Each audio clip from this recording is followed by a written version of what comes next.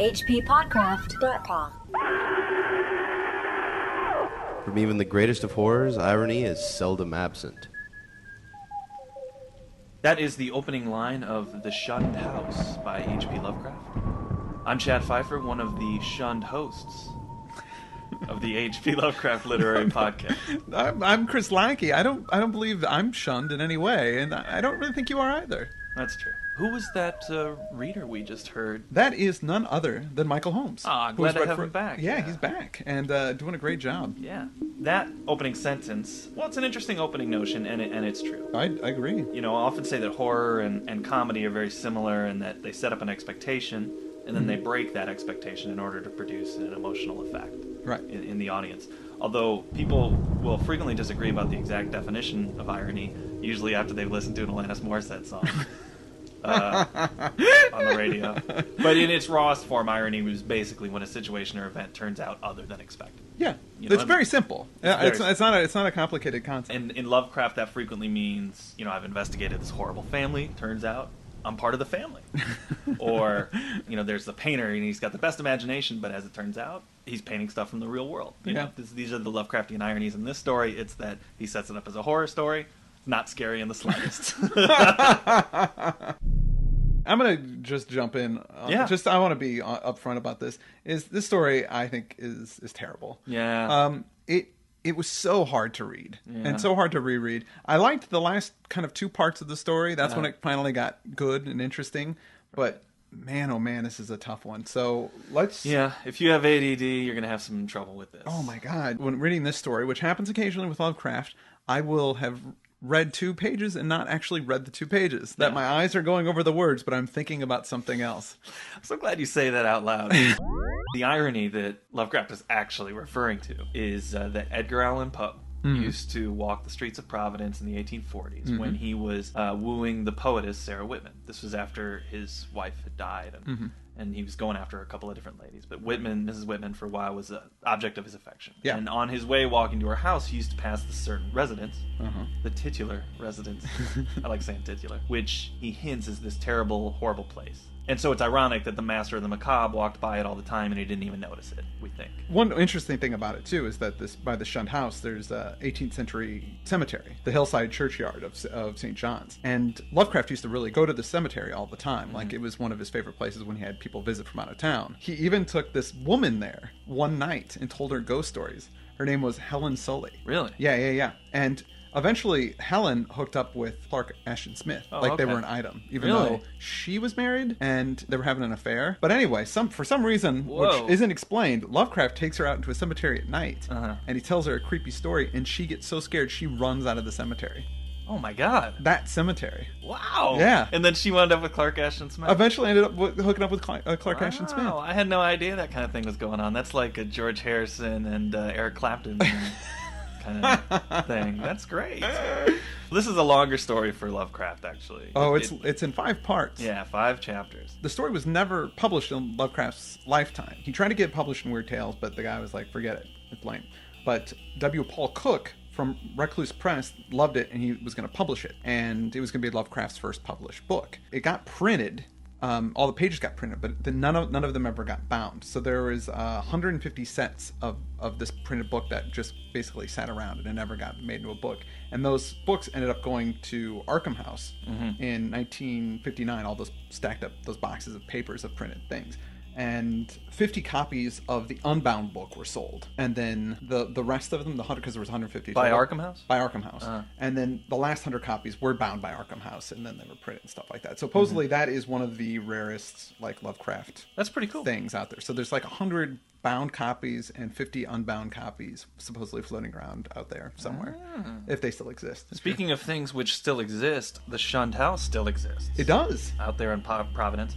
Now, I think that Lovecraft had based the story somewhat off of a house in a different location, but the Shunned House was actually a physical residence that one of his relatives had been in. Yeah, his aunt Lillian Clark lived there before. And we'll post a picture of the house on our site so you can have a look at it, but I could see how people would find it a little creepy. The house that he actually got the idea for the story specifically, I think he mixed this up with another house that he saw when he was in New Jersey. He talks about it in a letter. On the northeast corner of Bridge Street and Elizabeth Avenue is a terrible old house, a hellish place where night black deeds must have been done in the early 1700s.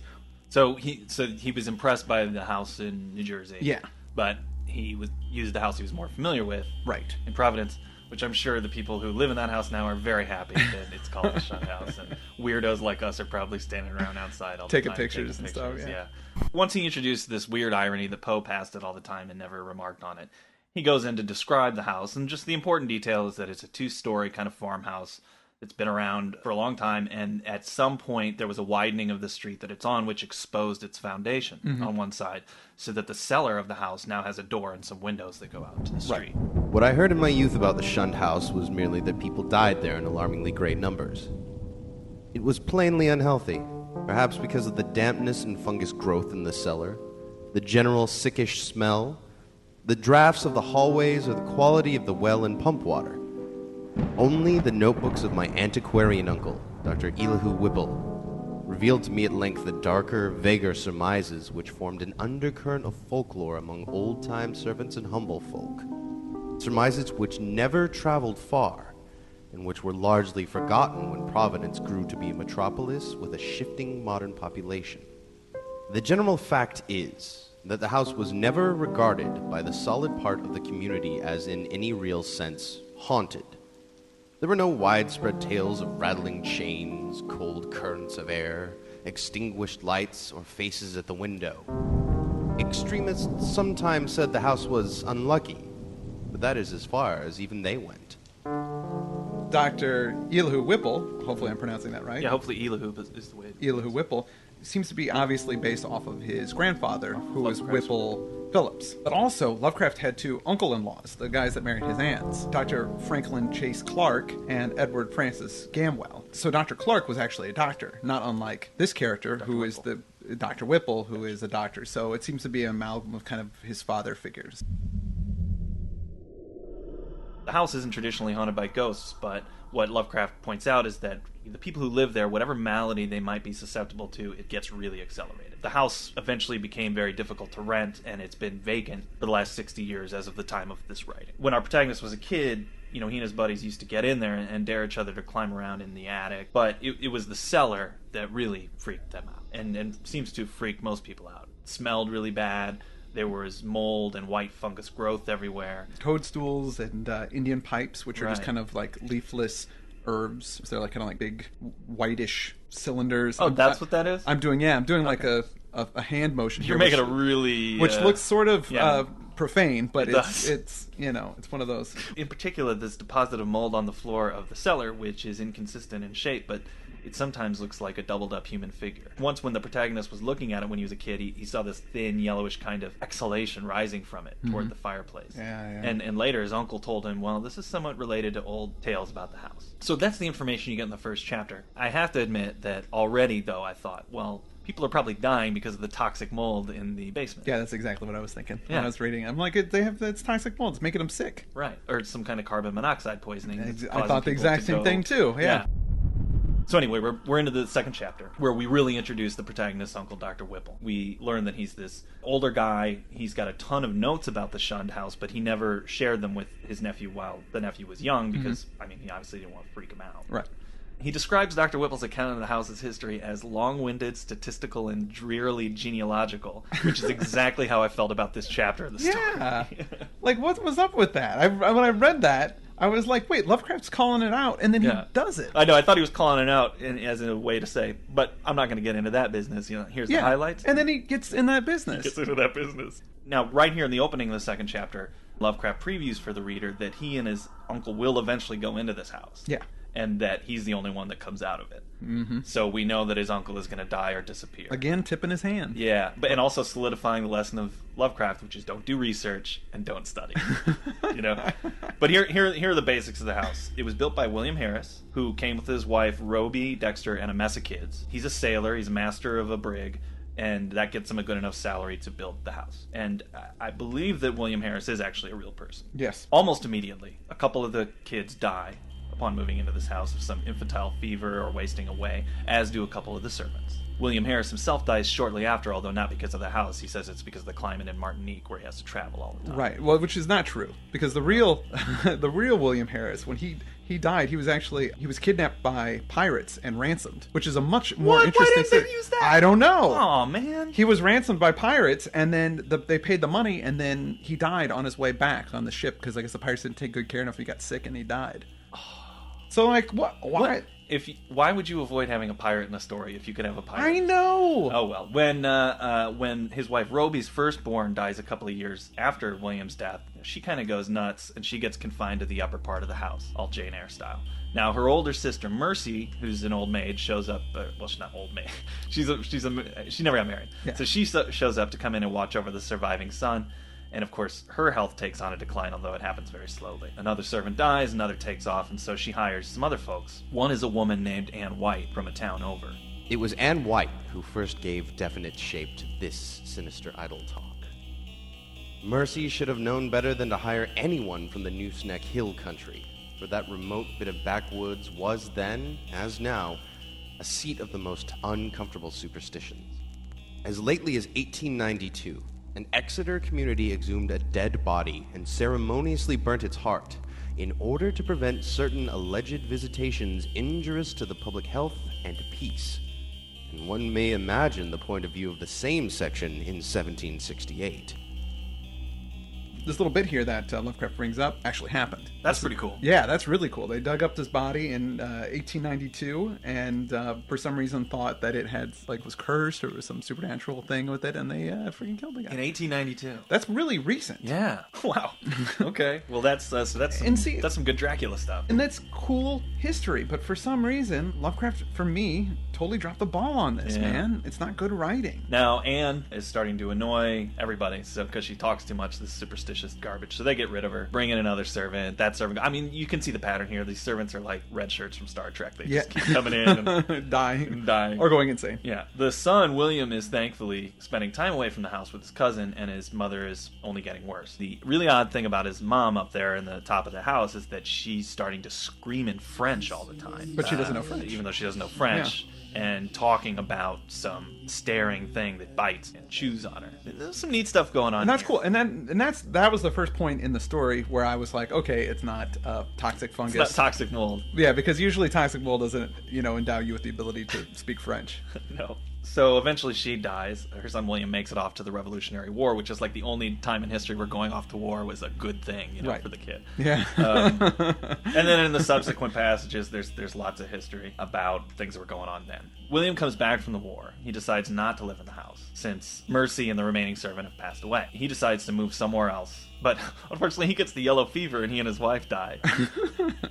So I guess even not living in the Shunned House, it was just really easy to die back then. So their son, Duty, gets brought up by a cousin who rents the house out, since William isn't there to stop him. It's pronounced Duty? What do you think it is? I thought it was Duddy for some reason. But Maybe it's I guess Duddy. Duty. Well, because Duty... Well, yeah, duty, like duty to your country. Right. Well, come on, Duty's son is welcome. I know. You know? These are some great names, though. I'll give the story. These are great names. They have a lot of good names, and I'm sure they're all historically relevant names. They're popular names at the times. Welcome and Duddy or Duty. Yeah, that's like I knew a guy who had an uncle named Brother, which I thought was great. His uncle Brother. So Duty, if that's his name, or Duddy, whatever. He allows the house to be rented out, and there's a bunch of renters who move in. I mean, at least he doesn't go into all these people, but they're all dying and getting sick. So the town council orders him to fumigate the place, but of course that doesn't really help. Doesn't do anything. Duty goes off and he serves in the War of 1812, and as I just said, he has his own son, Welcome, and that's the son that's born on the night of the Great Gale. Yeah, and that was a real event that happened in Providence. Basically, the storm was so huge and made this huge big tidal wave that went into the town. This whole wind blew all this water up and knocked all these houses down. It was just this crazy thing, and it's well documented historically that it happened. There's a huge flood in the streets, and I think ships are even coming up and knocking on the windows while the son is born, which is kind of an interesting scene. Welcome grows up. He unfortunately dies in the Civil War, and his son, Archer, he doesn't really know that the house is a bad spot, so he continues to let it be rented. Until 1861, and that's when they finally stop. And that's the end of the second chapter, except that in the very end, they also tip at the hand a little bit, and he says, well, the horror is gone now. We know that the uncle's not coming back from it whenever they visit, and we know that whatever happens there ends the whole thing. It gets resolved in some way. On to chapter 3.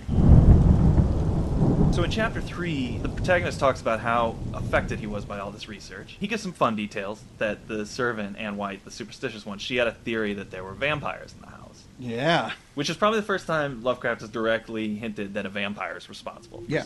And in a way, the story is his take on the vampire legend. Our narrator says that people who were dying in the house were complaining of wasting away. They were saying that breaths were sucked away at night. In 1804, the death certificates of 4 people who had died of fever in the house, their death certificates said that they were lacking in blood. Those death certificates were issued by Dr. Chad Hopkins, who sounds really reputable to me. Great name. And even some of the residents who went crazy in the house tried to bite at their doctors or tried to kill their relatives by cutting at their wrists and necks. And necks, yeah. The thing that piques the uncle's interest, though, is the ignorant people who started to move in there because they're the only ones that didn't understand the legends of the thing.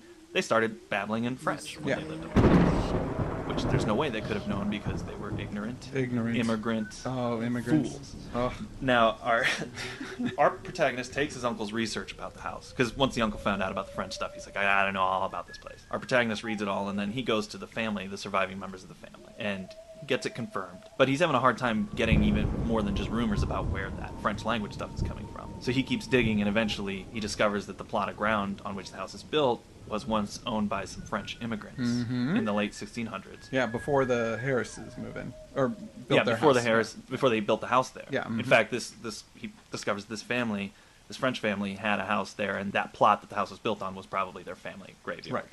And the roulettes. Yeah, the roulettes. I assume that it's or roulets. I don't know. Yeah. In my head, every time I saw the word, I was going roulette. Like thinking of Will Ferrell's Robert Goulet impression.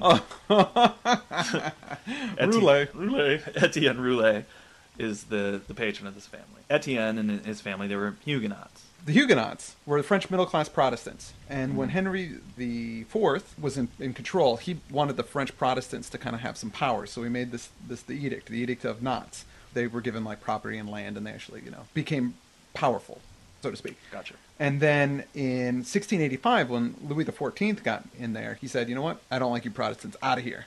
And so he canceled the edict, and they lost a lot of their stuff, and so they kind of fled to the United States. Gotcha. And Huguenots, I don't think that was a self-selected name. Nobody really knows the exact origin, but I think that it was kind of not a nice term. Probably not. So these particular Huguenots, and they hint that they were really Protestant. They were so Protestant that it's hard to say whether they were followers of God or Christ, though. It says in the text that Etienne was more adept at reading queer books and drawing queer diagrams than he was at agriculture. So there's something paganistic or strange about what they do. Right. But in Providence, they're cool with it, and they allow him to get some land, and Etienne even gets a job. A guy named Tillinghast hires him, which I thought was interesting. Crawford Tillinghast being from Beyond. From Beyond. And the Roulets do all right. Although it says that sometime after Etienne's death, there had been some kind of riot in Providence, which seems to have eradicated the family. And most of that centered around Etienne's son, Paul Roulet. Etienne's son, Paul, a surly fellow whose erratic conduct had probably provoked the riot which wiped out the family, was particularly a source of speculation. And though Providence never shared the witchcraft panics of her Puritan neighbors, it was freely intimated by old wives that his prayers were neither uttered at the proper time nor directed toward the proper object. I wondered how many of those who had known the legends realized that additional link with the terrible, which my wide reading had given me. That ominous item in the annals of morbid horror which tells of the creature Jacques Rollet of Code, who in 1598 was condemned to death as a demonic, but afterwards saved from the stake by the Paris Parliament and shut in a madhouse. He had been found covered with blood and shreds of flesh in a wood, shortly after the killing and rending of a boy by a pair of wolves. One wolf was seen to lope away unhurt. Surely a pretty hearthside tale with a queer significance to the name and place, but I decided that the Providence gossips could not have generally known of it. Had they known, the coincidence of names would have brought some drastic and frightened action. Indeed, might not its limited whispering have precipitated the final riot which erased the Roulet from the town? So this is kind of a werewolf story. Yeah, French werewolves. French werewolves. And from my reading, I know there were actually quite a few French werewolves at the time. Jean Grenier was a guy who was convicted of being a werewolf after he killed children in the early 1600s. Oh, right. Happened a lot. In fact, I was reading a story in 1572 near the French city of Dole. The local court of parliament passed a law permitting the people of the district to hunt werewolves, even though it wasn't the regular hunting season. That's just an amusing sentence in and of itself. And that was in connection to a man named Gilles Garnier, who was burned to death for the offense. He said he'd met a man in the woods who taught him to become a wolf, and he had killed several children and was apparently serving them to his family. Wow. Because they were poor. Yeah, I guess it was sort of, how like there was the satanic panic in the 80s. Exactly. In the 1570s, in the late 1500s, early 1600s. There's a werewolf panic. Panic in France. And so those are two werewolves, but this guy, Jacques Roulet, real guy. Yeah, oh yeah, it's a real dude. And again, this is Lovecraft, taking all this folklore and history and weaving it into this story. This news about all this information about the Roulets finally connects itself to the French speaking, and that really gets our narrator all turned on, gets his uncle aroused as well. So he visits the. Well, that's what he says. He does. So our narrator starts visiting the house more and more on his uncle's recommendation. He does it at night, and he sees again that strange vapor come up from the shape on the floor, and the phosphorescence from the fungus. Some of it glows, which is the witch fire, is what they call it. Witch fire. So he and his uncle. They go, you know what, we got to get in there and investigate and possibly destroy whatever's in there. Which brings us to chapter 4. I should mention it's like 1919, and the uncle is 81 years old. He's an old guy. Yeah. It's funny, he says the doctor had followed his own advice all his life, so he's really healthy. But I'm like, what advice is that? Smoke cigarettes and eat red meat, Survive at the health. So they go in, they decide we're going to perch there all night, we're going to see what happens. So they bring in a couple of chairs and they bring in a cot. A cot. Those are the most normal things they bring in. And then they bring in 2 flamethrowers. Right. Which is, one, insane, like how they got them, and 2, it's a really bad idea. They're going to just set the house on fire. They're not used in the story, right. But just in case, they have these flamethrowers because they don't know what they're dealing with here. Yeah. So they go, well, supposedly in the folklore, they would burn the heart, and so if we set it on fire, maybe that'll kill it. Although, but I found that funny because he says, now, we don't believe in werewolves or vampires or anything. Yeah. But they seem pretty prepared for werewolves and vampires. Exactly. Well, and then the other thing that they bring along, Crookes tubes. Yeah, a Crookes tube. I don't know what that is. A Crookes tube is a vacuum tube invented in 1875 by Sir William Crook. It's basically used to demonstrate cathode rays, which are electrons, basically. So it's almost like a Ghostbusters proton pack. Proton pack, yeah. Except it's an electron pack, sort of. So they're going to try and electrocute it if it doesn't have a physical form. They can't burn it. They're going to try and do this. Now, our narrator does have a sort of pseudoscientific theory about what the menace might be in the house that I thought was interesting. He says, such a thing was surely not a physical or biochemical impossibility in the light of a newer science, which includes the theories of relativity and intraatomic action. One might easily imagine an alien nucleus of substance or energy, formless or otherwise, kept alive by imperceptible or immaterial subtractions from the life force or bodily tissues and fluids of other and more palpably living things into which it penetrates, and with whose fabric it sometimes completely merges itself. It might be actively hostile, or it might be dictated merely by blind motives of self-preservation. In any case, such a monster must of necessity be in our scheme of things an anomaly and an intruder, whose extirpation forms a primary duty with every man not an enemy to the world's life, health, and sanity. So this is his vampire. Right, yeah. It's like an interdimensional cellular which is force. very, very Lovecraftian and kind of interesting, kind of cool, but from a storytelling standpoint, it's total conjecture. Like, he just came up with this is like his idea. No, his first and only theory is the exact case. Right.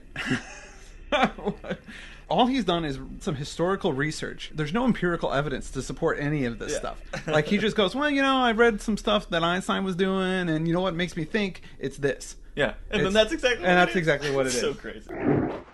Our narrator and his uncle, they get all set up like the ghost hunters down in the basement. Right. Yeah. Hey, bro, I'm really afraid there's some cellular vampires in here, bro. Bro, I think I felt a cellular vampire touch me. And the door to the upstairs they lock, but the door from the cellar to the street they open in case they need to run away from whatever this is. They got their two chairs and their cot, and the whole plan is the one's going to sleep for 2 hours, and then the other one's going to sleep for 2 hours. They're going to take shifts, but they get there at 10 o'clock at night, but they're so excited and freaked out, and seeing kind of strange things and feeling stuff that they don't. The uncle doesn't start to go to sleep until like after midnight. He starts having nightmares. He starts having a nightmare. Yeah. All at once, he commenced to mutter, and I did not like the look of his mouth and teeth as he spoke.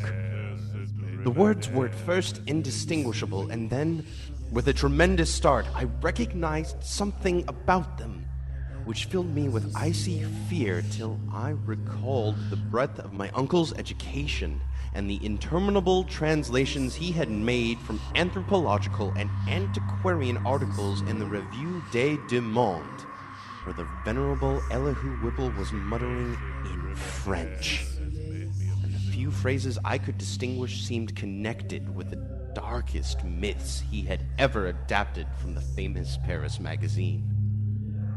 The uncle switches to English when he wakes up and he says, "My breath, my breath." Because whatever he was dreaming was taking his breath from him. And he talks about his dream a little bit. He says, "I was dreaming this crazy geometrical..." Yeah, like he's shooting through a kaleidoscope or something. Right.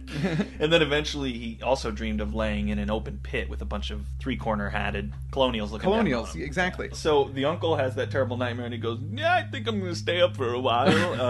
He didn't even do his 2 hours. Sargai says, "Cool, I'm going to take a nap." He falls asleep. He starts having nightmares. Which is, this is ridiculous. Who could sleep through this? Yeah, I know. You had those terrible nightmares? See ya. I'm gonna go to sleep too. And that brings us to our concluding chapter 5. Yes, I did. This chapter opens with the narrator, the sleeper, being awaked by this terrible smell and the screams of his uncle. Yeah.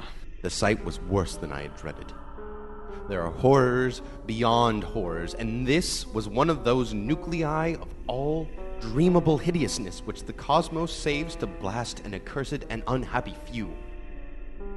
Out of the fungus-ridden earth streamed up a vaporous corpse light, yellow and diseased, which bubbled and lapped to a gigantic height in vague outlines, half human and half monstrous, through which I could see the chimney and fireplace beyond.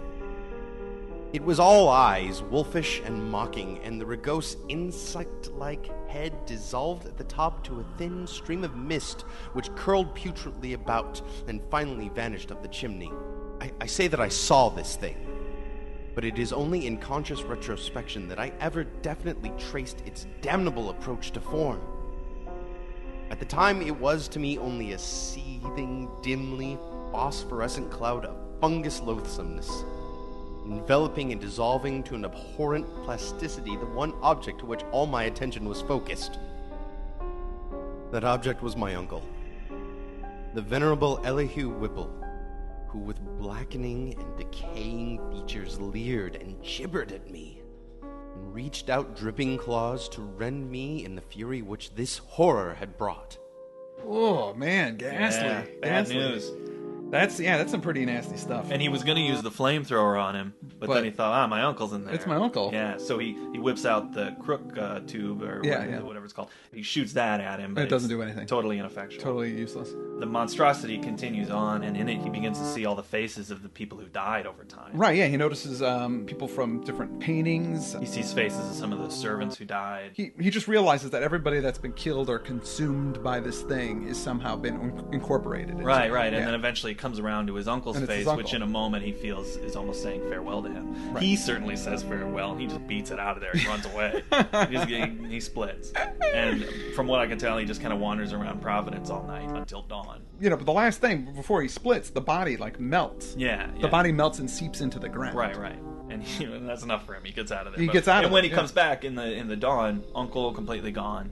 There's just sort of an oily spot on the floor. Right. He says, "You know what? I gotta annihilate whatever's under that shape on the floor." So he goes home, orders up a pickaxe, a spade, a gas mask, and some sulfuric acid.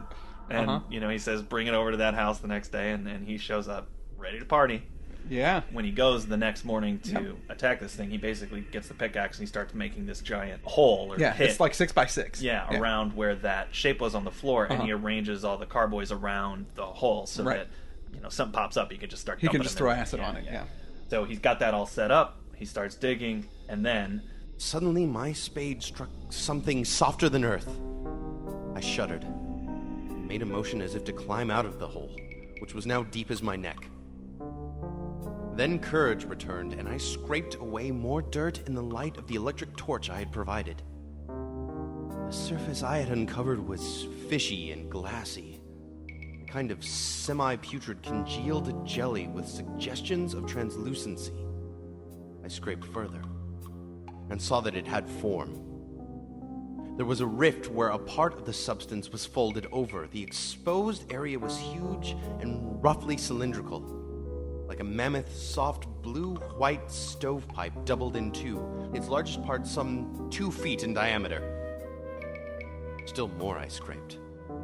And then abruptly I leaped out of the hole and away from the filthy thing, frantically unstopping and tilting the heavy carboys and precipitating their corrosive contents one after another down that charnel gulf and upon the unthinkable abnormality whose titan elbow I had seen.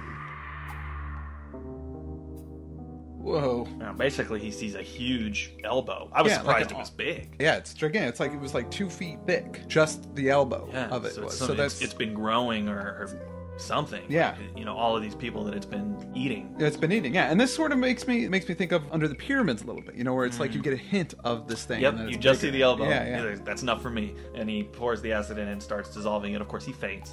Yeah. Even with the gas mask. Even with the gas mask, he faints. Wakes up again. While he's fainted, something people in Providence remember actually when this happened because they remember some kind of discharge going into the water. Yeah, they thought it was some kind of the river. Factory waste dumped. And they hear some kind of roar or explosion when it happens. Anyway, when he wakes from his swoon, he finishes filling in the hole. Well, because he sees what he was poured the acid on is gone. Yeah. And then he concludes the story by saying, The next spring, no more pale grass and strange weeds came up in the Shunned House's terraced garden. And shortly afterward, Carrington Harris rented the place. It is still spectral, but its strangeness fascinates me. And I shall find, mixed with my relief, a queer regret when it is torn down to make way for a tawdry shop or vulgar apartment building. The barren old trees in the yard have begun to bear small, sweet apples, and last year the birds nested in their gnarled boughs. So, for once, a happy ending. It's a happy ending. Yeah. And even, it's happier still that even the narrator doesn't know this, but nobody did knock down the house to make it it's still there. Yeah, it's still there. It's still there. There's the line right before that last part. He says, I shed the first of the many tears with which I had paid unaffected tribute to my beloved uncle's memory. Which is pretty emotional. Yeah. And not common for Lovecraft at all. Yeah. I would say that the only other time that we get something like that is the Rats in the Walls. Right. Actually, I thought it was when the uncle was kind of forming the face and he thought he said farewell, and then he said, I kind of choked out a farewell as well. I thought it was more emotional than usual. Yeah, absolutely. Absolutely. So there's some interesting things in this. Yeah. But that's the end of the story, by the way. That is the end of the story. There's nothing more of that. I feel like that this was sort of another version of Rats in the Walls, and not as good. There's some interesting stuff There's some in cool here. stuff, Yeah. definitely. It could be probably 3/5 the length, you know what I mean? Like you cut out a bunch of that stuff and just focus on and that would be pretty cool, but it was a tough story. Also, it's got that fine tradition of a house being built on an old Burial ground, yeah, or cemetery. So that always causes trouble. Yeah, always. Don't disrespect the dead. Yeah, especially dead in sorcerers. Fact, yeah. Well, there was one part in the story when he said, "I looked back through the records and I saw everything since this place has been settled. Now, nothing there, so I went even further back to see what the Indians had been doing back there. And I thought, oh man, this is definitely going to be an Indian burial ground. And then it was Huguenots. Yeah, I didn't know that. Yeah, no Indian burial ground. Oh well. Sorry. All right, well, that's all we've got today on the Shunned House. Sorry, folks, that we didn't like it that much. Hope we didn't bring you down. Again, I want to thank Michael Holmes for doing such a great job on the reading. Thank you so much for being a part of the podcast. Yeah, and you made a kind of bad story sound pretty good. Sound pretty darn good. Yeah. Next week, we are doing The Horror at Red Hook. The Horror at Red Hook, which is a sort of infamous story, because it's got some pretty nasty social things that Lovecraft writes about in there. So it's a little... So it'll be an interesting one to talk about. It will be interesting to talk about. Stay tuned for that. I am Chad Pfeiffer. I'm Chris Lackey. And this has been the H.P. Lovecraft Literary Podcast at hppodcraft.com. hppodcraft.com.